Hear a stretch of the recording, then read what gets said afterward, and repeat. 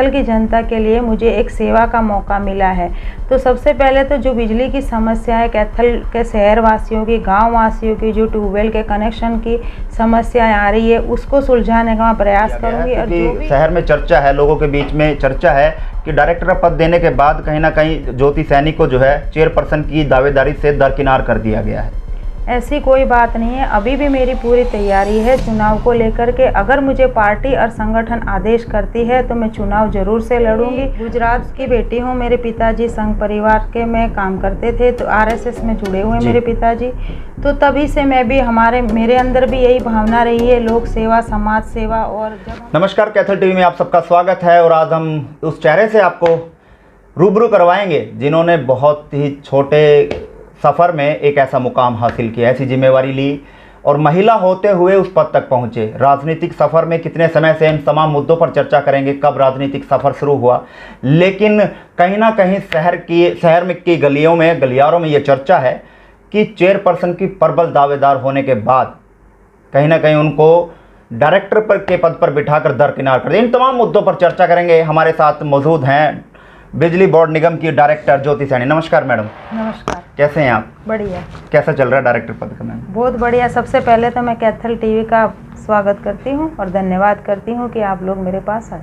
Ma'am, Kaithal TV की तरफ से भी आपको बहुत बहुत बधाई कि आपको बिजली बोर्ड निगम का जो है सरकार द्वारा जो है डायरेक्टर बनाया गया, उसके लिए बहुत बहुत बधाई। धन्यवाद जी। मैम, मेरा पहला सवाल आपसे ये है कि बिजली बोर्ड निगम का आपको डायरेक्टर बनाया गया जी, किस तरह से कैथल की जनता उसका लाभ उठा सकती है? क्योंकि आपने अक्सर देखा है कैथल की राजनीति जो है वो की है, अक्सर कैथल के लोगों के लिए समाज सेवा की है, लेकिन अब पंचकुला में आपको डायरेक्टर का पद मिला है, उसमें आप किस तरह से कैथल के लोगों की मदद जो है वो करेंगे, किस तरह से लाभ जो है कैथल के लोगों को पहुँचा पाएंगे?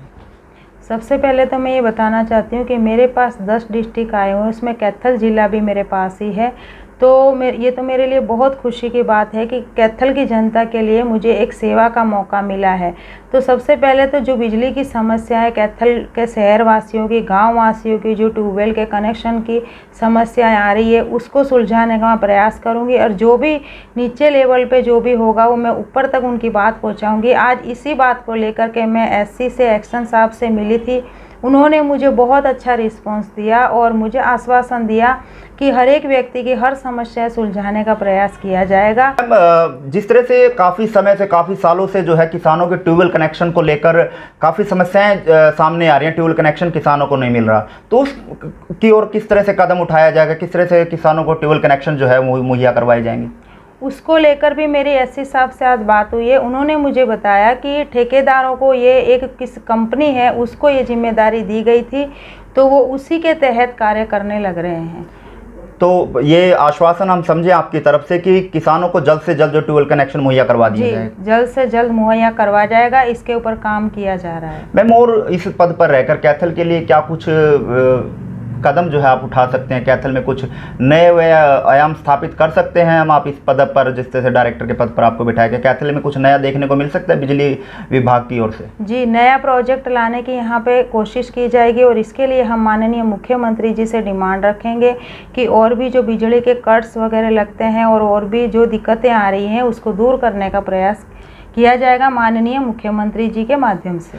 मैम, मेरा अगला सवाल आपसे ये है कि आपको अब जिस तरह से नगर परिषद के चुनाव हैं और जनता के द्वारा डायरेक्ट जो है चेयरपर्सन जो है वो चुना जाएगा, तो आपको प्रबल दावेदार जो है चेयरपर्सन की माना जा रहा था, लेकिन कहीं ना कहीं आपको अब डायरेक्टर का पद दे दिया गया है, क्योंकि शहर में चर्चा है, लोगों के बीच में चर्चा है कि डायरेक्टर का पद देने के बाद कहीं ना कहीं ज्योति सैनी को जो है चेयरपर्सन की दावेदारी से दरकिनार कर दिया गया है। ऐसी कोई बात नहीं है, अभी भी मेरी पूरी तैयारी है चुनाव को लेकर के। अगर मुझे पार्टी और संगठन आदेश करती है तो मैं चुनाव जरूर से लड़ूंगी। उसके लिए मैं पूरी तरह से और ज़मीनी लेवल पे काम कर रही हूँ। तो ये समझा जाए, अगर पार्टी या संगठन अगर आपको चेयरपर्सन की जिम्मेवारी अगर देता है तो आपकी तैयारियाँ पूरी हैं? हाँ, मेरी पूरी तैयारी है। मैम, आपको भाजपा का जिस तरह से प्रबल दावेदार जो है चेयरमैन का माना गया है, अगर भाजपा संगठन आप पर दावेदारी खेलता है चेयरपर्सन की, तो उसमें आपके किस तरह के मुद्दे रहेंगे, जनता के बीच में किस तरह के मुद्दे लेकर आप जाएंगी? सबसे पहले तो मैं 31 वार्ड है, उनमें जो भी समस्या है उनको सुलझाने का प्रयास करूंगी और जो भी पार्षद बन के आएंगे मैं उनके साथ मिल कर के काम करूंगी।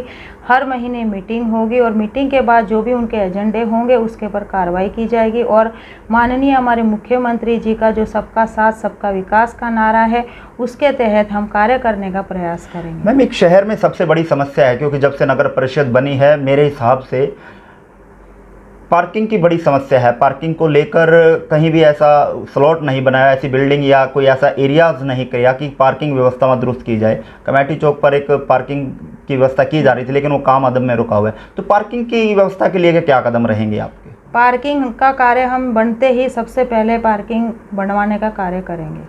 मैम, वहीं अगर आने वाले सफ़र की अगर हम बात करें या आपके राजनीतिक सफ़र की बात करें, तो राजनीतिक सफ़र आपने कब शुरू किया? क्या ऐसे जीवन में देखने को मिला कि आपने राजनीतिक सफ़र ही चुना? क्योंकि अक्सर देखा जाता है महिलाएं राजनीतिक सफ़र में बहुत कम देखी जाती हैं, लेकिन आप बखूबी राजनीतिक सफ़र में देखी जा रही हैं और राजनीति करती भी सामने नज़र आ रही हैं, लोगों की सेवाएं करती नज़र आ रही हैं, भले ही वो पार्षद के तहत हो। तो उसको लेकर आप बताएं हमारे दर्शकों की राजनीति की शुरुआत कब की गई और मन में ऐसा क्यों आया कि राजनीति में मुझे उतरना चाहिए? मैं शुरू से ही गुजरात की बेटी हूँ। मेरे पिताजी संघ परिवार के में काम करते थे, तो आरएसएस में जुड़े हुए मेरे पिताजी। तो तभी से मैं भी मेरे अंदर भी यही भावना रही है, लोक सेवा, समाज सेवा, और जब हम स्कूल में पढ़ते थे तभी से मैं जुड़ी हुई हूँ। तो इसी वजह से उसके बाद मेरे मन में आया कि मैं समाज की सेवा करूं और अब भी कर रहे हैं और शुरू से ही करते आ रहे हैं। जब मैं एमसी नहीं बनी थी उससे पहले भी मैं लोगों की सेवा के कार्य करती आ रही हूँ और मेरे पति भी करते हैं, हम दोनों ही कर रहे हैं। तो मतलब सिर्फ लोक सेवा और समाज सेवा के लिए आपने राजनीति का सफ़र चुना? जी। अक्सर देखा जाता है चेयरपर्सन जो महिलाएं हैं वो कुर्सी पर बैठ जाते हैं, लेकिन उनका राजनीतिक जो है और जो चेयरपर्सन की जो कुर्सी होती है वो उनके परिवार के सदस्य चलाते हैं, जिसमें अक्सर लोगों के साथ जो है मनमुटाव होते भी देखा है, लोगों के साथ ऐसे व्यवहार होते भी देखा है कि उनके साथ सौतेला जैसा व्यवहार किया जाता है, चाहे वो पार्षद महोदय हों या ठेकेदार हों या कमेटी के तमाम कर्मचारी हों।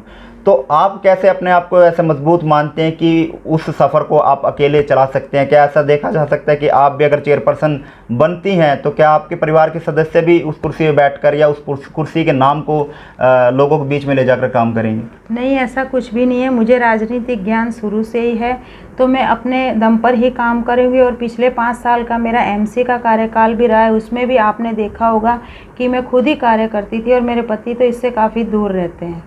तो मतलब ये समझा जाए कि अगर ज्योति सैनी को संगठन या भाजपा की जिम्मेवारी अगर चेयरपर्सन की दी जाती है, चुनाव लड़ने की दी जाती है, तो बखूबी अगर जनता उनको चुनती है और कुर्सी पर बिठाती है, तो ये माना जाए कि ज्योति सैनी खुद अकेले बैठकर तमाम शक्तियों का प्रयोग करते हुए लोगों की सेवाएं और जो समस्याएं हैं वो करने का काम करेंगी। जी, मैं ज़रूर करूंगी और सब लोगों के बीच में अब भी मैं जाती हूं और उनकी समस्याएं सुनती हूं और वो भी लोग भी मेरे पास आते हैं, तो मैं अपने आप ही कार्य करूंगी। मुझे इस बात की जानकारी भी है। चेयरपर्सन की तैयारियां फुल हैं फिर आपकी? जी, तैयारी है मेरी। मतलब चेयरपर्सन की अगर साथ तैयारी संगठन और पार्टी का आदेश हुआ तो मैं चुनाव जरूर से लड़ूंगी। मैं आपके माध्यम से कहना चाहती हूँ लोगों। मैम, लोगों से क्या अपील है? कैथल की जनता आपको देख रही है और तमाम चाहने वाले जो हैं वो आपको देख रहे हैं। मैं कैथल की जनता ने मुझे इतना प्यार दिया, इतना मुझे कभी महसूस ही नहीं हुआ, अपने घर की भी याद नहीं आई मुझे। तो मैं आगे भी उनसे यही अपेक्षा रखती हूँ कि मुझे ऐसे ही प्यार देते रहें और ऐसे ही मुझे साथ देते रहें। ये कुर्सी मेरी नहीं होगी, अगर मुझे पार्टी और संगठन ने आदेश दिया और जो मैंने चुनाव लड़े तो ये कुर्सी उन्हीं की होगी, मेरी नहीं होगी। बहुत बहुत धन्यवाद मैम। धन्यवाद। और ये थे हमारे साथ बिजली बोर्ड निगम की डायरेक्टर ज्योति सैनी, जिन्होंने तमाम मुद्दों पर बेबाकी से जो है जवाब दिया और साफ तौर पर एक जो परिस्थितियां थी जो शहर में चर्चा का विषय बना हुआ था कि डायरेक्टर का पद देने के बाद कहीं ना कहीं ज्योति सैनी को चेयरपर्सन की कुर्सी की प्रबल दावेदारी समझा जा रहा था, उसको दरकिनार कर दिया गया है।